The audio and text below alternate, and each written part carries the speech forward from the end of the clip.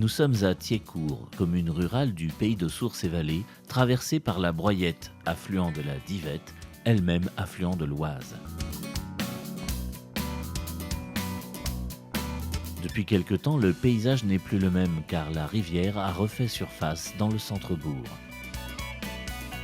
En effet, 40 ans auparavant, celle-ci avait été busée puis enterrée afin d'élargir la voirie et de reléguer ainsi la rivière au rang d'un égout, oublié même de ses habitants.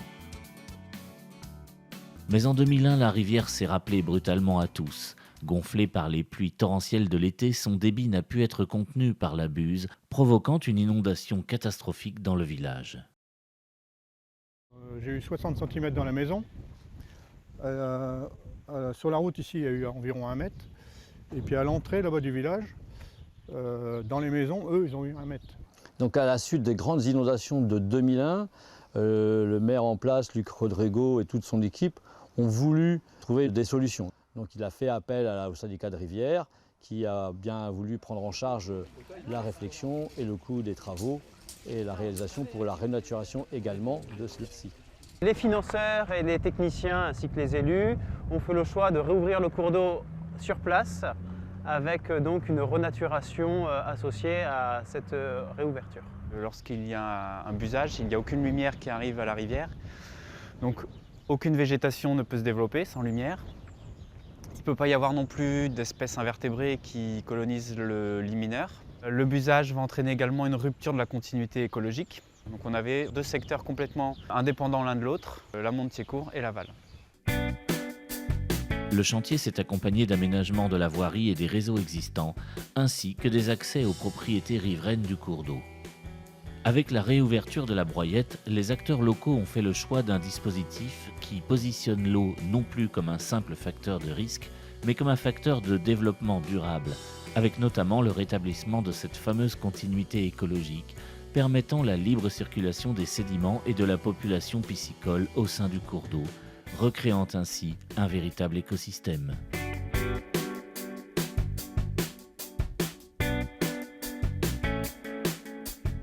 Donc notre accompagnement s'est traduit par un accompagnement technique et un accompagnement financier. Nous avons donc financé la maîtrise d'œuvre conception, c'est-à-dire déterminer comment on va pouvoir réouvrir la rivière, quel profil de rivière on va retrouver, quelle technique utiliser en fonction des différents enjeux. Les travaux, c'était assez complexe puisqu'il y avait d'abord un débusage, donc il peut paraître assez simple, mais qui n'est pas tellement, puisqu'en fait vous avez pas mal de contraintes qui viennent se greffer, des contraintes annexes, par exemple les accès aux maisons qui doivent être conservées, ou tous les problèmes de réseau qu'on a dû dévier. Et puis au fur et à mesure, on a commencé à découvrir déjà l'état des ponts existants qu'on a dû restaurer en termes de maçonnerie. Là, on est sur une voirie départementale, donc il a fallu voir avec les services du département les modalités d'adaptation. Et puis au fur et à mesure du chantier, donc on prend des décisions sur ce qu'on découvre.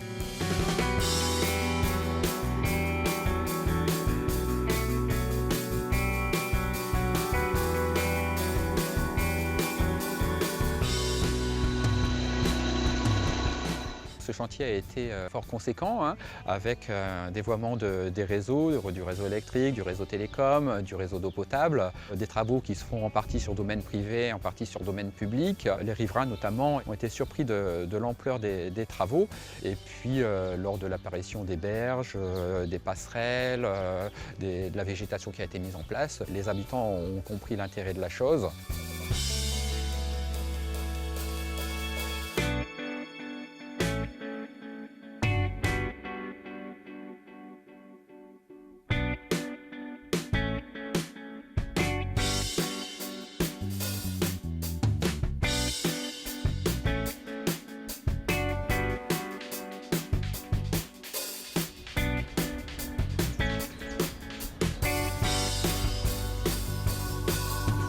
Donc aujourd'hui, il y a une équipe qui plante des élophytes, donc des plantes qui apprécient les milieux humides. Et donc ces plantes-là ont été choisies puisque c'est des plantes rustiques, des plantes locales.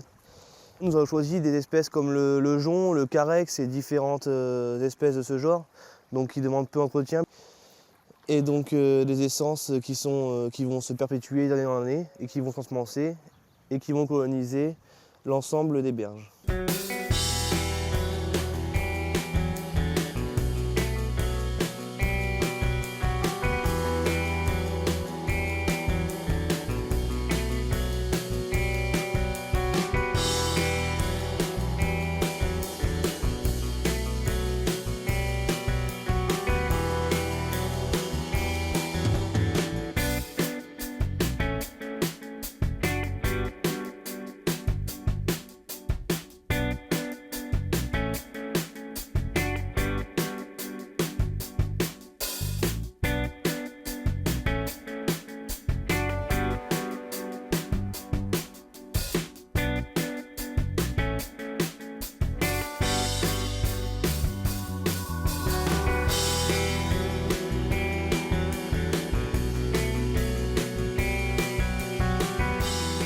L'ensemble du projet s'élève à environ 700 000 € hors taxes.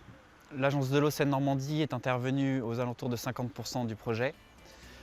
Le reste du projet a été pris en charge en grande partie par des fonds européens via le programme LEADER.